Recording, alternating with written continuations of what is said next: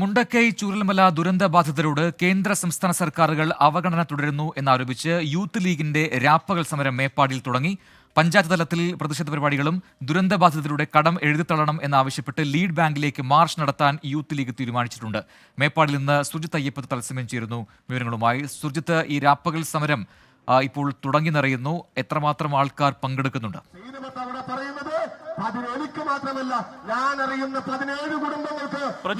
സമരത്തിന്റെ തുടർച്ചയാണ് പ്രതിപക്ഷ യുവജന സംഘടനകളും പ്രതിപക്ഷവും നടത്തുന്നത്. അതിന്റെ ഭാഗമായാണ് ഇത്തരത്തിലൊരു സമരം മേപ്പാടിയിൽ നടന്നുകൊണ്ടിരിക്കുന്നത്. മേപ്പാടിയിൽ യൂത്ത് ലീഗിന്റെ രാപ്പകൽ സമരമാണ് ഇവിടെ നടന്നുകൊണ്ടിരിക്കുന്നത്. രാപ്പകൽ സമരം യൂത്ത് ലീഗ് സംസ്ഥാന ജനറൽ സെക്രട്ടറിയായ PK ഫിറോസാണ് ഉദ്ഘാടനം ചെയ്യുന്നത്. ലീഗ് നേതാക്കളുടെ നീണ്ട നിര തന്നെ ഇവിടെയുണ്ട്.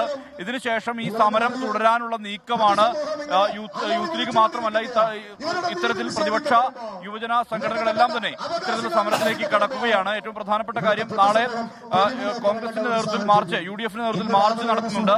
അത്തരത്തിൽ സമരങ്ങളുടെ തുടർച്ച മേപ്പാടിയിൽ നിന്ന് കൽപ്പറ്റയിലേക്ക് യൂത്ത് കോൺഗ്രസിന്റെ മാർച്ച് അടുത്ത ദിവസം ആസൂത്രണം ചെയ്തിട്ടുണ്ട്. അത്തരത്തിൽ നിരവധി സമരങ്ങൾ കേന്ദ്ര സംസ്ഥാന സർക്കാരുകൾ ഈ ചൂരൽമല മുണ്ടക്കൈ ദുരന്തബാധിതരെ അവഗണിക്കുന്നു എന്ന ആരോപണം ഉന്നയിച്ചുകൊണ്ടാണ് ഇത്തരത്തിലൊരു സമരത്തിലേക്ക് വിവിധ സംഘടനകൾ തയ്യാറെടുക്കുന്നത്. മാത്രമല്ല യൂത്ത് ലീഗ് അടുത്ത ദിവസം ലീഡ് ബാങ്കിലേക്ക്, അതായത് ദുരന്തബാധിതരുടെ കടങ്ങൾ എഴുതി തള്ളണമെന്ന് ആവശ്യപ്പെട്ടുകൊണ്ട് ലീഡ് ബാങ്കിലേക്ക് മാർച്ച് നടത്താൻ തീരുമാനിച്ചിട്ടുണ്ട്. മാത്രമല്ല സംസ്ഥാന തലത്തിൽ ഈ സമരത്തെ ശ്രദ്ധിക്കപ്പെടുന്ന വിധത്തിലേക്ക് സെക്രട്ടേറിയറ്റ് മാർച്ച് അടക്കമുള്ള കാര്യങ്ങളും യൂത്ത് ലീഗ് ആസൂത്രണം ചെയ്തിട്ടുണ്ട്. അത്തരത്തിലുള്ള ഒരു ശക്തമായ സമരത്തിലേക്കാണ്. ശരി സുജിത്, എന്തായാലും ഉരുൾപൊട്ടൽ ദുരന്തബാധിതർക്ക് സഹായം വൈകുന്നു എന്നാരോപിച്ചാണ് ഇപ്പോൾ യൂത്ത് ലീഗിന്റെ രാപ്പകൽ സമരം മേപ്പാടിയിൽ തുടങ്ങിയിരിക്കുന്നത്.